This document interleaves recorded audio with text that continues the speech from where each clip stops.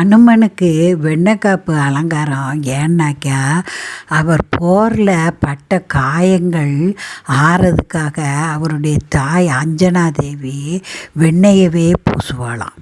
அதே மாதிரி உளுந்து வடை ஏன்னு கேட்டிங்கன்னா அவர் போரில் போராடினதுனால அவருக்கு பலம் கூட்டதுக்காக உளுந்தில் வடை செஞ்சு கொடுத்ததுனால தான் நாம் உளுந்த வடை சாப்பிட்றோம். வெற்றிலை மாலை எதுக்குன்னு கேட்டிங்கன்னா சீதாதேவி அவர் சொன்ன செய்தியை கேட்டு மனம் மகிழ்ந்து பக்கத்தில் உள்ள கொடியிலிருந்து இலையை கிள்ளி போட்டு ஆசீர்வதிச்சாலாம்.